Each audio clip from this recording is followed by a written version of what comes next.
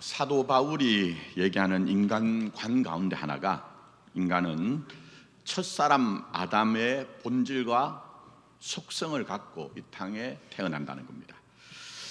그래서 마치 첫사람 아담이 하나님처럼 되려고 했던 것처럼 우리는 가장 이상적인 존재 인간이 되고 싶어 합니다. 그러나 그게 불가능합니다. 쉬운 것이 아닙니다.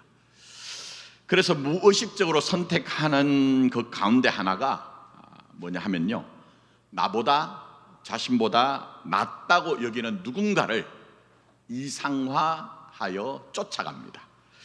그게 제일 심할 때가 언제일까요? 청소년 시기입니다. 청소년 시기. 그래서 이 시기에는 청소년들이 흔히 아이돌이라고 하죠. 이제 다른 나라에 없는 말이에요, 물론.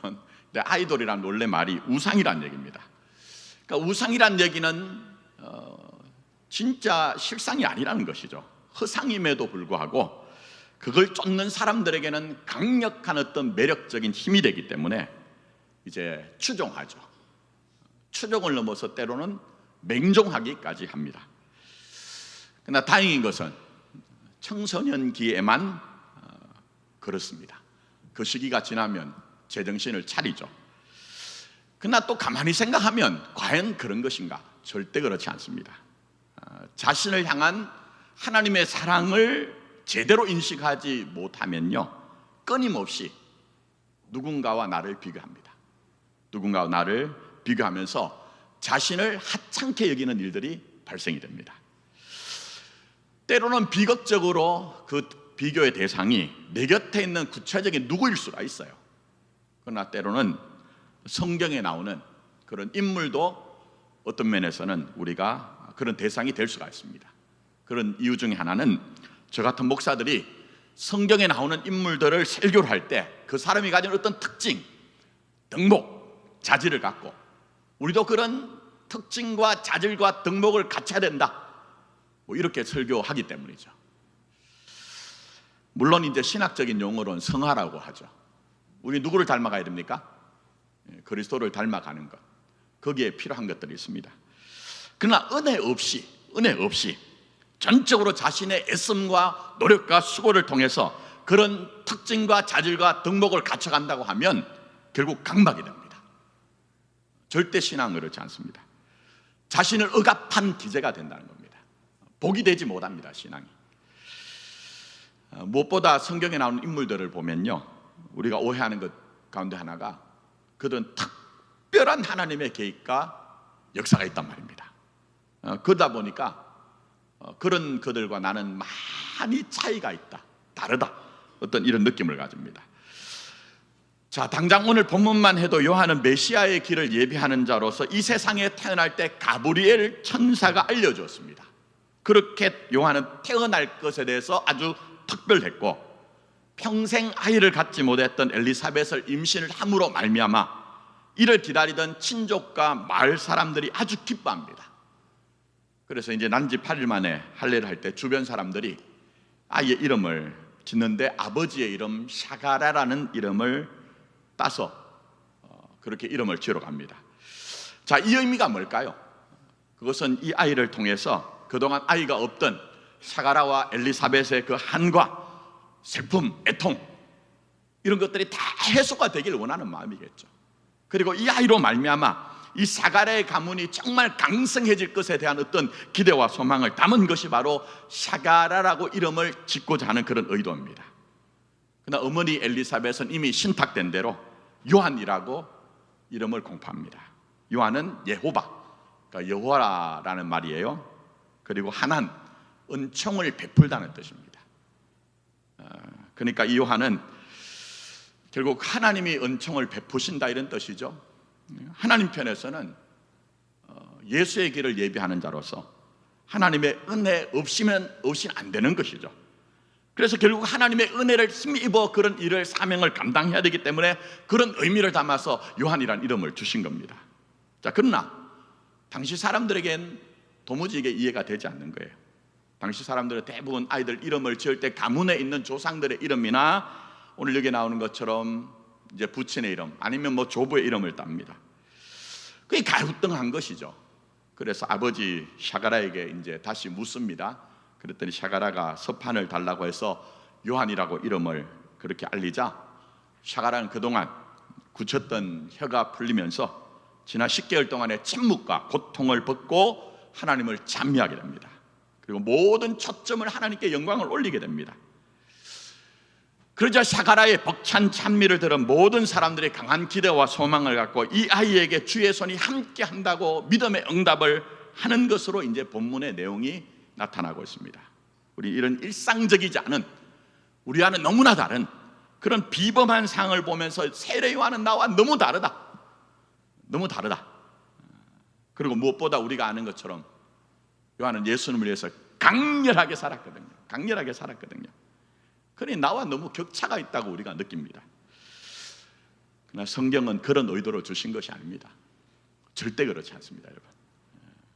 여기에 대해서 히브리서 11장으로 가서 해석을 하면요, 히브리서 11장은 무슨 장이라고 얘기합니까? 믿음장. 구약에 나오는 대표적인 아브라함부터 시작해서 믿음의 선배들의 생애를 기록을 하고 있습니다. 자, 그런데 그 구약에 나오는 믿음의 선배들의 생애를 기록한 후에 39절에 이렇게 얘기를 하세요. 뭐라고 얘기를 하느냐? 성경을 제대로 알아야 됩니다. 그렇지 않으면 우리의 신앙이 자기 자신에게 해가 됩니다. 자, 이렇게 얘기합니다. 39절. 이 사람들은 다 믿음으로 말미암아 증거를 받았으나 약속된 것을 받지 못하였다, 이렇게 얘기합니다. 생각해 보십시오. 구약의 모든 믿음의 선배들 중에 약속을 받지 못한 사람이 누가 있습니까? 아브라함도, 이삭도, 야곱도, 모세도, 다윗도 전부 다 약속을 받았거든요. 근데 히브리서 저자는 이들은 증거는 받았으나 약속은 받지 못했대요. 이 약속은 무슨 얘기입니까? 본문을 보면 단수입니다. 유일한 약속, 하나님의 그 약속의 성취, 약속의 실체이신 예수 그리스도를 받지 못했다고 그렇게 얘기를 하고 있습니다. 자, 그리고 난 후에 40절에 뭐라고 어마어마한 얘기를 하느냐, 이런 얘기를 해요. 이는 하나님이 우리를 위하여 더 좋은 것을 예비하셨은즉 우리가 아니면 그들이 온전함을 이루지 못한대요. 여러분이 그렇게 위대하게 생각하는 구약에 있는 아브라함, 이삭, 야곱, 모세, 다윗도 여러분이 아니면 그들의 온전함을 이룰 수 없다고 무시무시한, 이해가 되지 않는 그런 말씀을 하고 있습니다. 제가 전에 한 말씀 드렸습니다. 왜 그렇습니까? 구약의 믿음의 선배들은 시간적으로 구약이라는 시간 속에서 예수님을 멀리서 소망했습니다. 멀리서 소망하며 희망하며 예수님을 기다리는 존재였습니다. 그러나 우리는 예수님을 주로 받았습니다. 십자가의 죽으심과 벌하신 그 주님을 주로 받아서 그 약속의 성취가 여러분 안에 이루어진 거예요. 그래서 여러분들이 제대로 믿으면, 예수님을 제대로 믿으면 그 믿음으로 말미암아 구약의 믿음의 선배들이 예수를 믿음으로 구원 얻는다는 그 사실이 여러분을 통해서 확정되고 증거가 된다는 그런 어마어마한 얘기를 하는 거예요. 제발 성경 오해하지 않았으면 좋겠어요. 그렇다면 세례 요한은 어떻습니까? 이런 비범한 출생, 강렬한 인생을 살았던 세례 요한. 마태복음 11장 13절에 예수님이 이렇게 말씀하세요. 모든 선지자와 율법이 예언한 것은 누구까지라고요? 요한까지라고 합니다. 그럼 세례 요한은 구약의 사람입니까? 신약의 사람입니까? 구약의 사람이죠. 구약의 사람이에요. 세례 요한의 생애는 예수님의 십자가의 죽으심과 부활하심을 경험하지 못했습니다.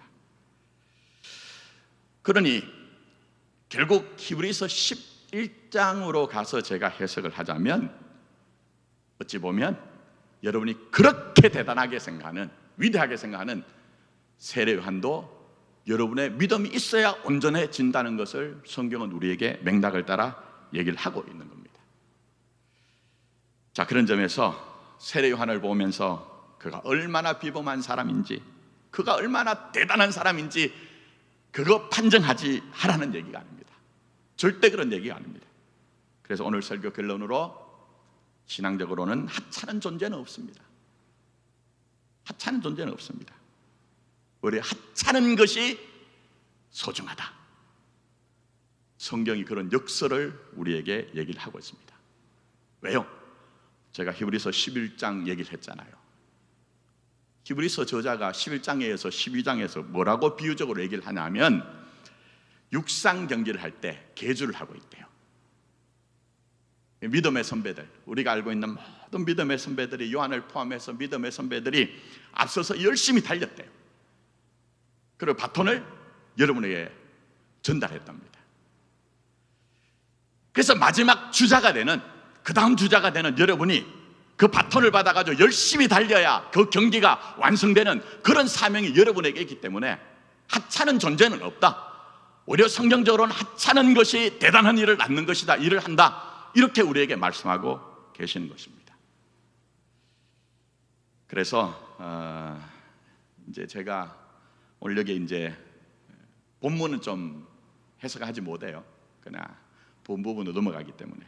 사실 누가가 얘기하는 이 세례 요한의 얘기는, 세례 요한이 올 때 사람들이 기뻐했잖아요.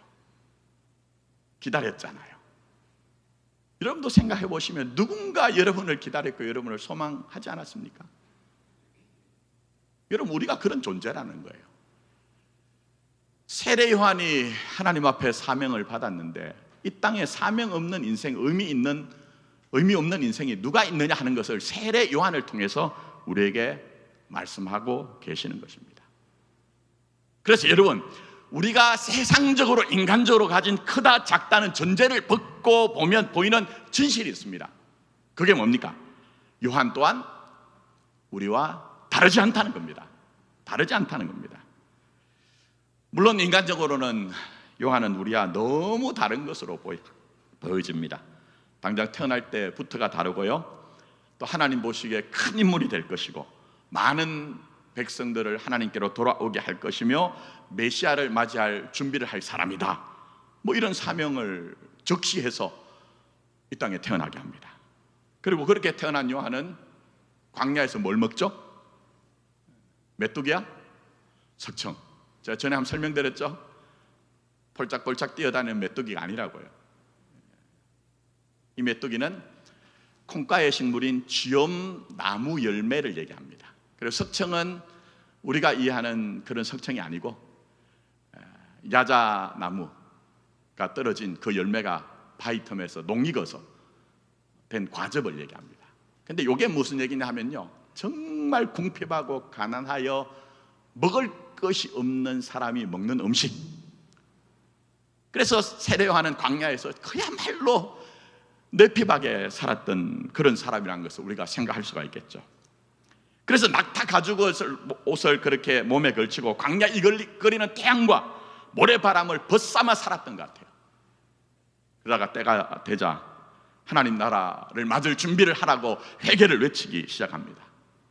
그리고 사람들에게 요단강 근방에서 세례를 주죠. 그때 세례를 받은 사람들이 바리새인들과 사두개인들, 그리고 백성들을 넉탈하던 군사들이었습니다. 그들을 보자 세례 요한은 주저함이 없습니다. 하나님의 정의에 대해서 주저함이 없습니다. 그래서 그들에게 독설을 날립니다. 독사의 자식들아, 누가 너희에게 닥쳐올 징벌을 피하라고 일러주더냐? 회개에 합당한 열매를 맺어라. 도끼가 이미 나무 뿌리에 놓였으니 좋은 열매를 맺지 아니하는 나무마다 다 찍어서 불 속으로 던지느니라고 그렇게 말씀을 전합니다. 이런 사자우를 토하는 세례 요한을 보면요, 전혀 두려움이 없어요. 전혀 두려움이 없습니다. 거칠 것이 없습니다. 그런데 우리와 다르다고 느끼죠. 예수님이 말씀하신 것처럼 세례 요한은 여자가 낳은 자 중에 정말 가장 큰 자로 그렇게 느껴집니다. 그러나 그것만 아닙니다. 여러분, 그것만 아닙니다. 여러분, 세례 요한이 어떻게 죽습니까? 세례 요한이, 우리 집안 어른 돌아가신 것도 오래돼서 기억 안 나는데 무슨 남의 집에 세례 요한까지 그런 마음이 드실 수 있지만, 마가복음 6장에 보면 비교적 자세하게 나오죠. 너무 어처구니 없이 허무하게 죽습니다. 헤롯 대왕의 아들인, 제가 오후 찬양 예배 때 신구약 중간사 설교할 때 다뤘던 내용이에요. 헤롯 대왕의 아들인 헤롯 안티바스가 동생 빌립의 아내 헤로디아를 취합니다. 물론 정치적인 야욕, 탐욕이 있기 때문입니다. 근데 이 행동이, 이 선택이 하나님 앞에 불의하다고 세례 요한이 한걸합니다. 그래 당연하게 헤롯 안티바스에게는 세례 요한이 눈에 가시일 수밖에 없습니다. 가시일 수밖에 없습니다. 그래서 감옥에 가다 버리죠. 그냥 할 수 있으면 죽이고 싶은 거예요. 꼴랑 보고 살고 싶은 거예요. 우리가 그런 것처럼 내 마음에 안 드는 인간들 보면. 그러나 요한은 워낙 의로운 사람이었고 당시 사람들에게 지지를 받고 있던 형편이기 때문에 감히 죽일 수가 없습니다. 감히 죽일 수가 없습니다. 그러나 헤로디아는 헤롯 안티바스보다 더 잔혹한 여인이었습니다. 늘 요한을 죽이지 못한 것이 목에 가시처럼 걸려 있다 보니 요한을 죽이고자 한 달이 나 있었고 호시탐탐 기회를 노리고 있었습니다. 그러다가 기회가 왔습니다. 그것은 헤롯 안티바스의 생일 잔치가 열렸습니다. 그래서 헤롯 안티바스가 고관들과 또 천부장들, 갈릴리 지역에 있던 요인들을 초청해서 근사한 잔치를 베풉니다. 온갖 산의 진미를 두고 술잔을 기울이며 잔치를 벌리다가 이제 근하게 취하게 됩니다. 그때 헤로디아의 딸인 살로메가 농염한 춤사위를 펼치자 헤롯 안티바스는 멍청한 권력자가 그런 것처럼 특유의 호기를 부리면서 살로메야, 살로메야, 네 소원을 말해봐라. 내가 다 들어주겠다. 네가 원한다면 이 나라의 반이라도 내가 다 주겠다. 이렇게 약속을 합니다. 그자 어린 살로메는 어머니 헤로디아에 가서 쫓아가서 얘기를 합니다. 그때 헤로디아는 동물적인 본능으로 드디어 눈의 가시 같은 이 세례 요한을 목을 날 수 있다고 느꼈습니다. 그래서 딸에게 얘기를 합니다. 세례 요한의 머리를 달라고 해라. 그렇게 하여 세례 요한은 그렇게 불꽃 같은 인생, 어찌 보면 한순간 흠하게 이슬처럼 사라집니다.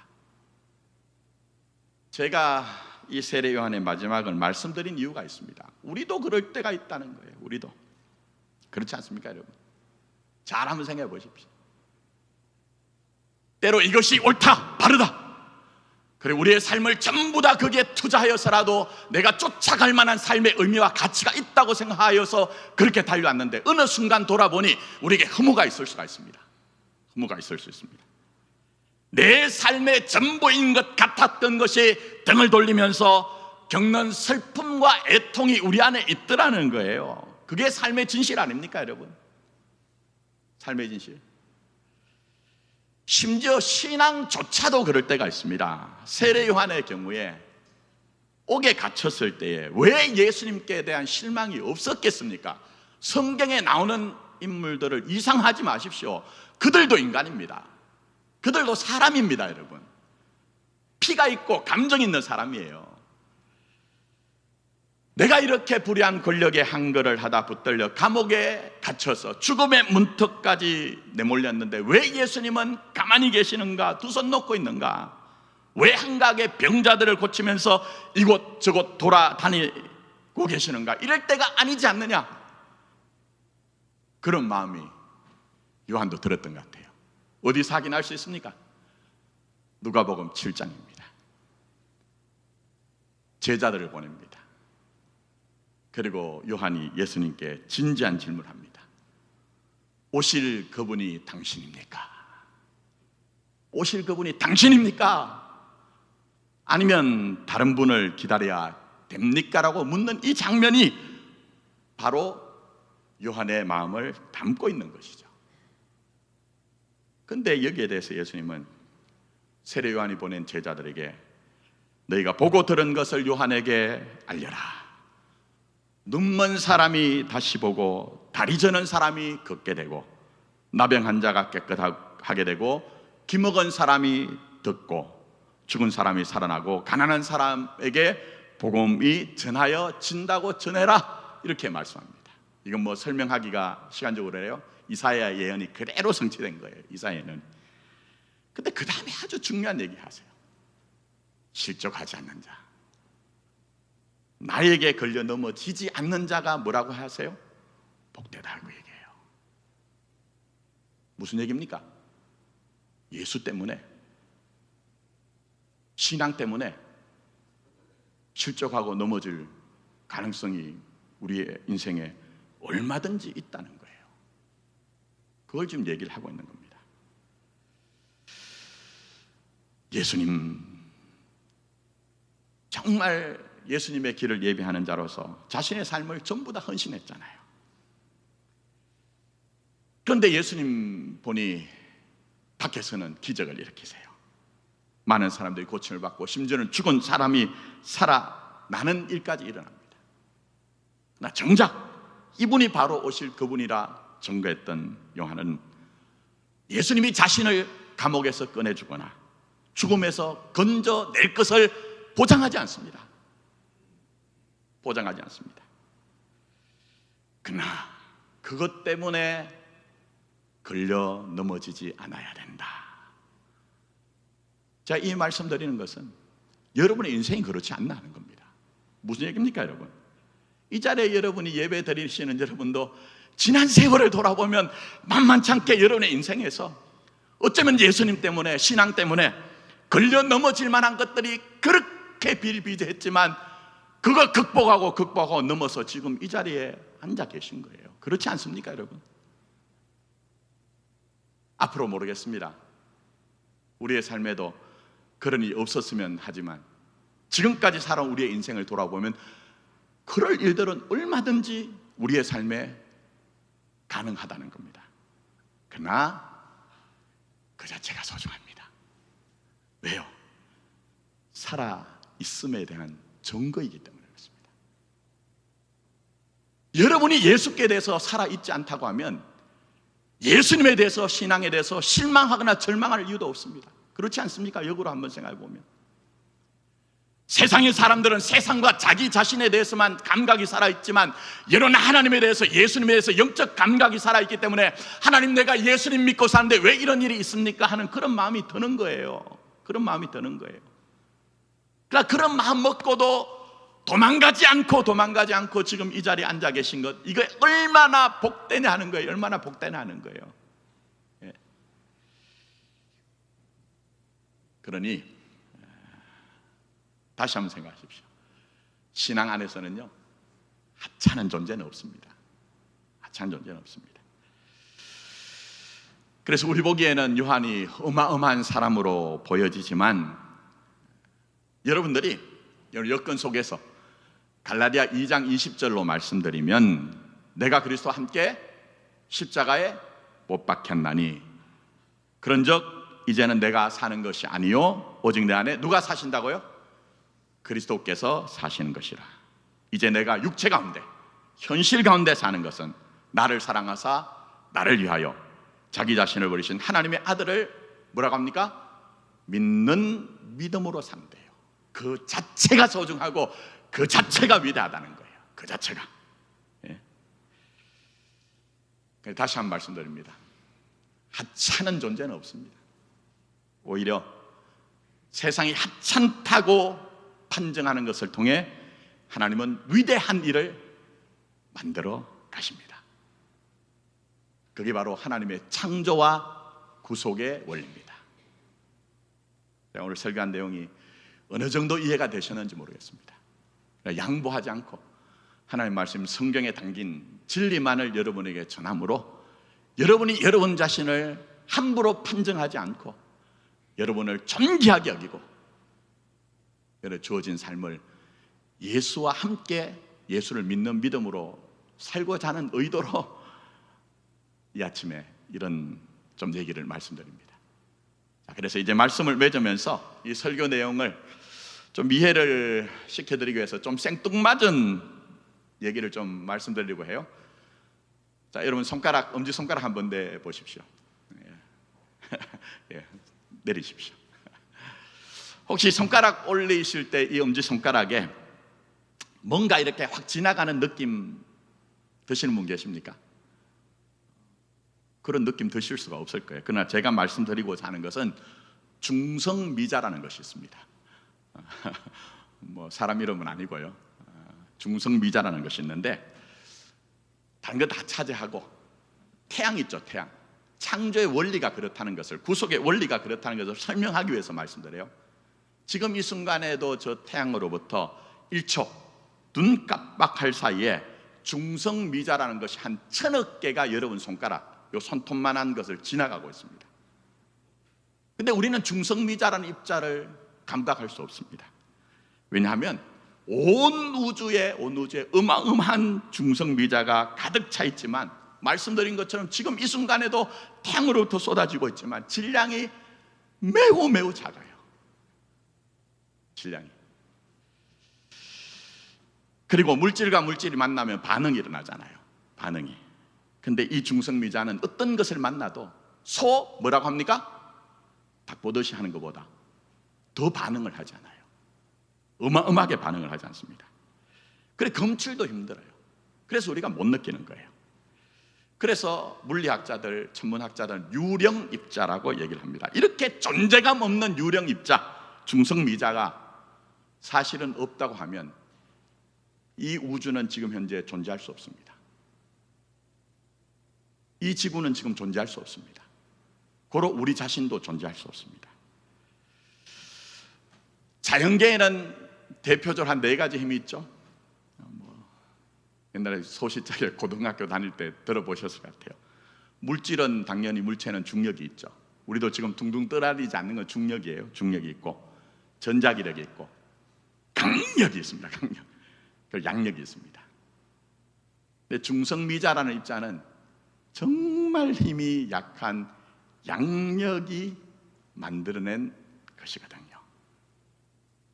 그래서 예를 들면 한 가지만, 저 태양 말씀드렸지만 만약 태양이 강력만 있다고 하면요, 태양은 저렇게 존재할 수 없습니다. 그냥 여러분이 한강에서 우리 1년에 한 차례 폭죽 막 터지면서 하는 거 있죠? 그것처럼 한순간에 팍 사라질 뿐입니다. 근데 온 우주에 가득 찬 양력으로 된 중성미자, 또 태양도 중성미자를 그렇게 발출하기 때문에 무려 46억 년 동안, 우리 가늠할 수 없는 세월이죠.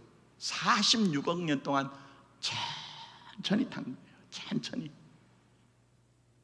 그리고 앞으로도 그럴 것이란 겁니다.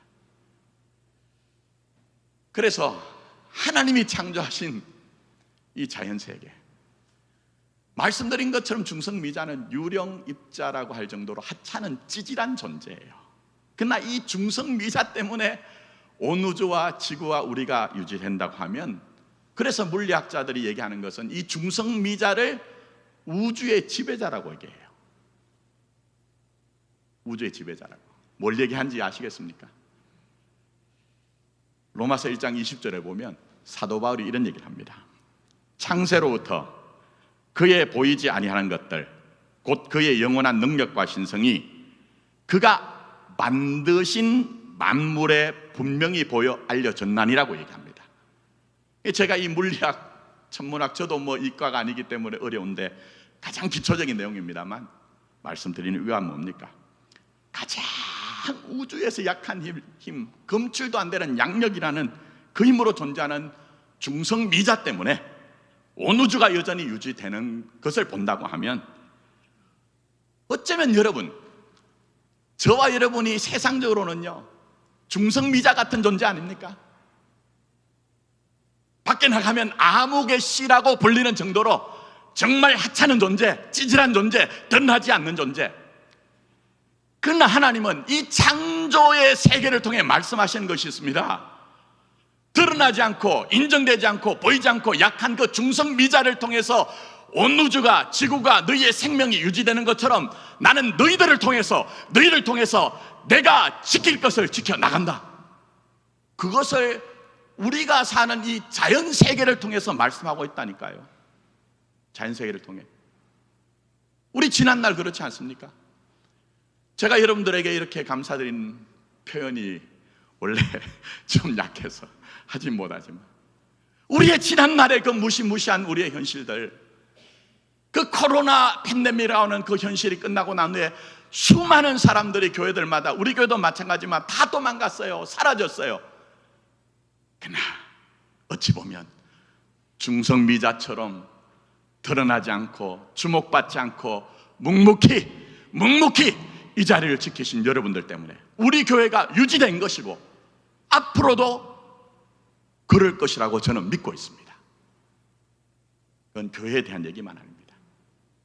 하나님의 창조의 섭리가 그렇기 때문에 여러분의 삶의 현실에서 때로는 우리도 하나님, 저 좀 위대한 사람 만들어 주시지 왜 이렇게 이름 없고 힘 없고 찌질한 인간으로 존재하게 하십니까라고 할 때 하나님은 여러분에게 말씀하십니다. 괜찮다. 그런 너를 통해서 내가 내 일을 하고 있다. 그렇게 말씀하시는 거예요. 우리는 그 하나님 믿는 거예요. 목사 믿는 거 아닙니다, 여러분. 이 시대가 뭘 보여줍니까? 목사들이 가장 엉터리더라, 거짓말쟁이더라, 그거 아닙니까? 그러니 부탁드립니다. 하나님, 예수님만 의뢰하십시오.